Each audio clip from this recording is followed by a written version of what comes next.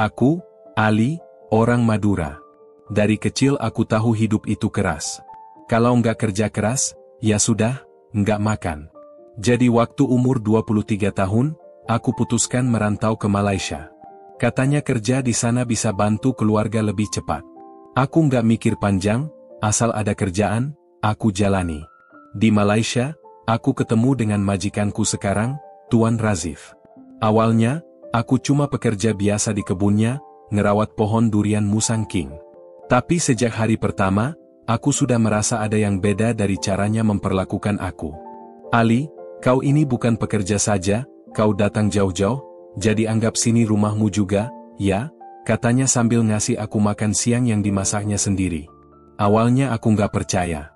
Namanya majikan, kan? Biasanya cuma peduli hasil kerja, bukan soal perasaan pekerjanya.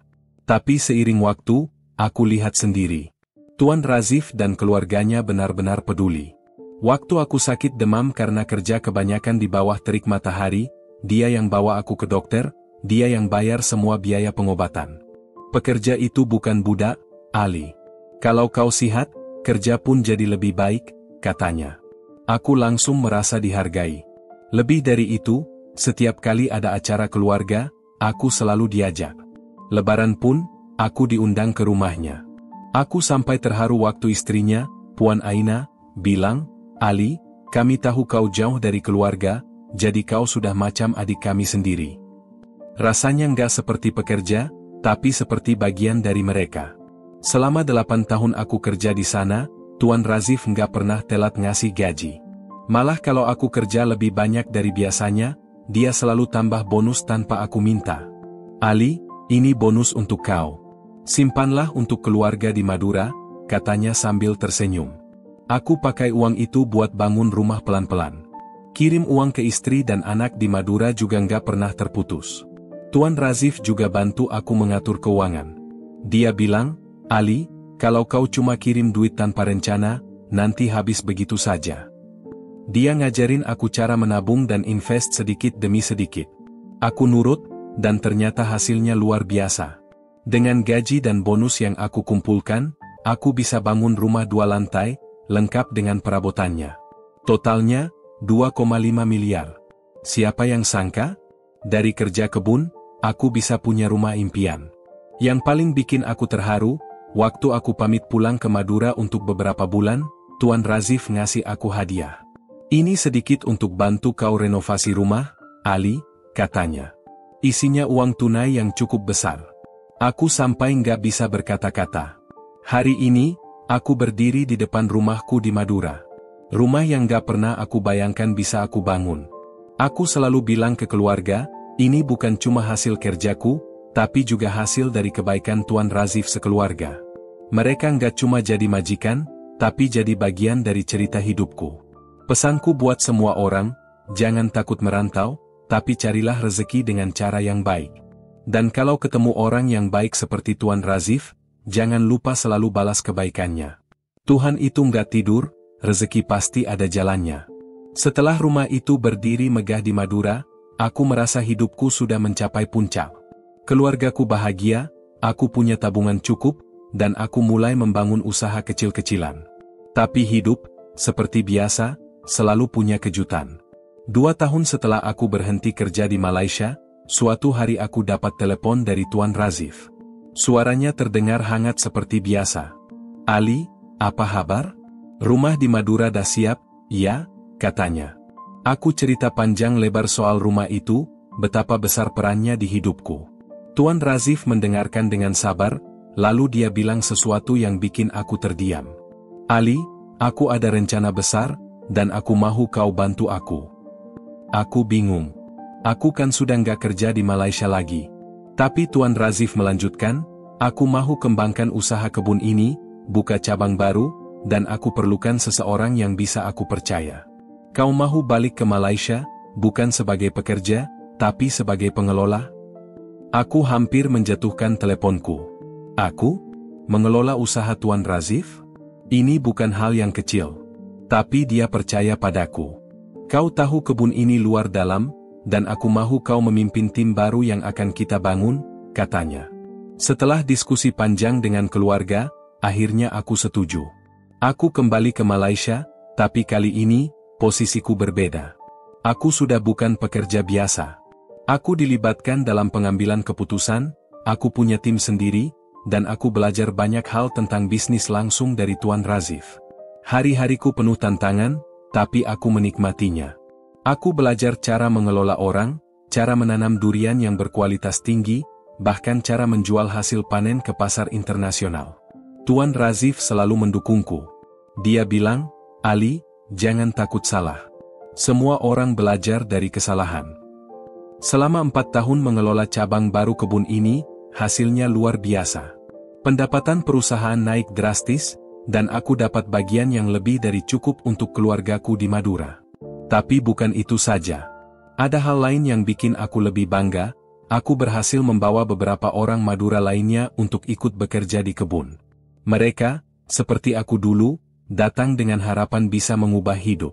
Dan aku tahu rasanya, jadi aku pastikan mereka diperlakukan dengan baik. Aku selalu ingat bagaimana Tuan Razif memperlakukan aku dulu, dan aku mencoba meniru kebaikan itu kepada mereka. Di tahun kelima, Tuan Razif memanggilku ke kantornya. Ali, aku sudah tua. Aku mahu kau pertimbangkan sesuatu, katanya.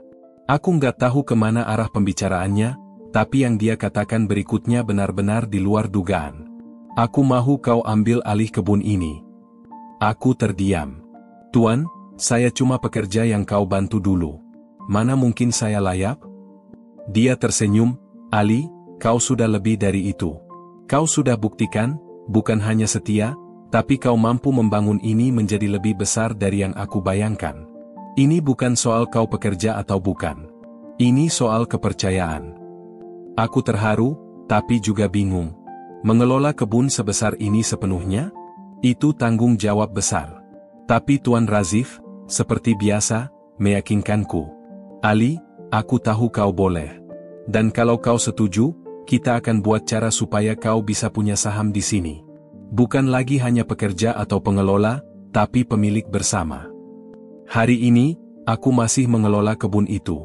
Aku sudah resmi menjadi salah satu pemilik bersama. Dan yang paling membanggakan, aku bisa membawa lebih banyak pekerja Indonesia, terutama dari Madura, untuk ikut merasakan apa yang aku rasakan dulu, kerja keras yang dihargai, hidup yang lebih baik, dan kesempatan yang lebih besar. Siapa sangka, seorang anak kampung dari Madura bisa menjadi pemilik bisnis di negeri orang. Ini bukan cuma karena kerja keras, tapi juga karena kebaikan orang lain yang percaya padaku. Dan sekarang, giliranku untuk memberikan kepercayaan itu pada orang lain. Ternyata, ada satu rahasia kenapa pekerja Indonesia di Malaysia seperti aku selalu dianggap istimewa.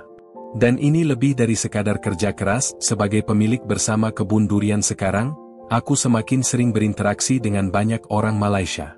Bukan cuma Tuan Razif, tapi juga pembeli, distributor, dan komunitas sekitar kebun. Yang bikin aku bangga, mereka selalu bilang, Ali, bagus betul pekerja-pekerja Indonesia yang kau bawa. Berdisiplin, bersih, dan senang hati bekerja dengan mereka. Aku nggak tahu awalnya, kenapa mereka begitu kagum sama pekerja Indonesia. Tapi satu malam, sambil makan malam bersama Tuan Razif, dia cerita sesuatu yang bikin aku tersenyum. Ali, aku ini sudah puluhan tahun punya kebun. Tapi aku perasan, pekerja dari Indonesia itu lain dari yang lain, katanya sambil menyeruput teh tarik. Mereka itu, pertama sekali, bersih. Waktu kerja di kebun, jarang aku lihat mereka selekeh, pakaian kotor, atau tubuh berbau. Itu penting, terutama untuk kerja seperti ini. Kalau bau, mana selera orang mau beli durian dari kebun kita? Aku ketawa kecil. Ternyata hal sesederhana itu bisa bikin kesan besar. Tuan Razif lanjut, selain itu, mereka itu rapi, Ali. Kau tahu, kan? Cara mereka susun alat, bersihkan tempat kerja, sampai cara mereka masak di dapur kebun itu buat aku kagum. Lain dari pekerja negara lain. Dari obrolan itu, aku makin sadar kenapa pekerja Indonesia sering dianggap istimewa. Kerapian dan kebersihan itu ternyata jadi salah satu nilai yang mereka hargai. Dan aku bangga, karena itu memang sudah jadi budaya kita, apalagi sebagai orang Madura. Masakan Indonesia yang mengikat hati. Bukan cuma soal kerja, ada hal lain yang juga bikin hubungan antara pekerja Indonesia dan majikan di Malaysia lebih erat, masakan. Tuan Razif dan keluarganya sering bilang mereka suka masakan Indonesia, dan kadang, itu jadi alasan kenapa mereka begitu ramah pada kami. Salah satu yang paling dikenang Tuan Razif adalah waktu aku pertama kali masak bebek Madura di dapur kebun. Waktu itu, aku masak untuk para pekerja, tapi aroma rempahnya sampai tercium ke rumah utama. Tuan Razif datang sambil tersenyum lebar. "Apa yang kau masak, Ali?" "Bau dia sudah buat aku lapar dari tadi," katanya sambil tertawa. Aku menjelaskan bahwa itu bebek Madura, salah satu masakan khas dari kampungku. "Kalau begitu, aku mau coba," katanya tanpa ragu. Setelah mencicipi, dia langsung bilang, "Ini sedap betul, Ali. Esok-esok, kalau ada acara besar, kau mesti masak ini lagi." Sejak itu, setiap kali ada tamu penting ke kebun, aku selalu diminta jadi juru masak dadakan. Bahkan, pernah ada distributor besar dari Singapura yang memuji masakan itu sambil bilang, "Durian, kau memang hebat, tapi masakan ini yang buat saya mau datang lagi." Pujian itu bukan cuma untukku, tapi juga untuk pekerja Indonesia lainnya yang ikut memperkenalkan masakan-masakan khas seperti soto, rendang, dan sate. Bagi orang Malaysia, makanan ini punya rasa yang kaya, mirip dengan cita rasa mereka sendiri, tapi dengan sentuhan yang unik. Pekerja Indonesia jadi pilihan utama. Tahun-tahun berikutnya, semakin banyak pekerja Indonesia yang aku rekrut ke kebun. Aku pastikan mereka membawa nilai-nilai yang sama, kerja keras, kebersihan, dan keramahan. Dan benar saja, banyak keluarga Malaysia yang lebih memilih pekerja Indonesia dibandingkan dari negara lain. Tuan Razif pernah bilang, "Ali, aku lihat satu perkara lagi. Pekerja Indonesia itu pandai hormat orang. Bukan sekadar kerja, tapi mereka tahu cara bercakap, cara layan majikan, macam keluarga sendiri. Itu buat mereka istimewa." Aku semakin bangga setiap kali dengar pujian seperti itu.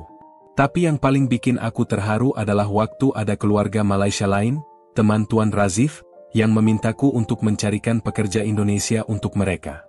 "Ali, aku mau pekerja macam kau punya. Yang bersih, hormat, dan masakannya sedap," katanya sambil tertawa. Dari situ, aku mulai bantu merekrut pekerja Indonesia untuk kebun-kebun lain di Malaysia. Aku merasa, ini bukan cuma soal bisnis, tapi juga soal menjaga nama baik bangsa kita. Puncak kesuksesan.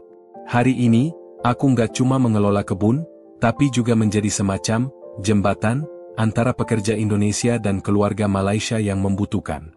Aku bangga bisa membantu banyak orang Indonesia mendapatkan pekerjaan yang baik, sambil menunjukkan kepada dunia bahwa kita, orang Indonesia, punya kelebihan yang patut dihargai. Dan aku selalu ingat pesan Tuan Razif, "Ali, jangan lupa, sukses itu bukan cuma untuk diri sendiri. Kalau kau bisa buat hidup orang lain lebih baik, itu baru namanya sukses sebenar-benarnya." Dengan nilai itu, aku terus melangkah. Dari seorang pekerja kebun yang dulu cuma bermimpi punya rumah kecil, kini aku berdiri di sini, sebagai bukti bahwa kebaikan, kerja keras, dan kebersihan bisa membawa kita ke tempat yang lebih tinggi. Siapa bilang bau keringat itu nggak bisa jadi jalan rezeki? Karena bersih, kerja dengan hati, dan mau menghormati, aku, Ali dari Madura, bisa berdiri sejajar dengan orang-orang besar di negeri orang. Dan kisah ini baru permulaan dari sebuah kebun durian di Malaysia. Aku belajar banyak hal tentang hidup. Tentang kerja keras, tentang menjaga kebersihan, tentang menghormati orang, dan yang paling penting, tentang bagaimana kebaikan bisa merubah nasib. Dari pekerja biasa, aku bisa jadi pemilik bersama kebun, membantu lebih banyak orang, dan membanggakan keluarga di kampung halaman. Semua ini bukan hanya karena aku bekerja dengan sungguh-sungguh, tapi juga karena aku selalu berusaha menjaga hati dan nilai-nilai yang aku bawa dari rumah. Dan untuk kalian, teman-teman, percayalah, kesuksesan bukan hanya soal seberapa keras kita bekerja, tapi juga bagaimana kita menghargai orang lain, bahkan yang sekecil apapun. Karena di akhir perjalanan, kita akan ingat, bukan hanya apa yang kita raih, tapi juga bagaimana kita mempengaruhi hidup orang di sekitar kita. Terima kasih sudah mendengarkan kisahku. Semoga ini bisa memberi semangat dan inspirasi buat kalian semua yang sedang berjuang, entah dimanapun kalian berada. Wassalamualaikum warahmatullahi wabarakatuh.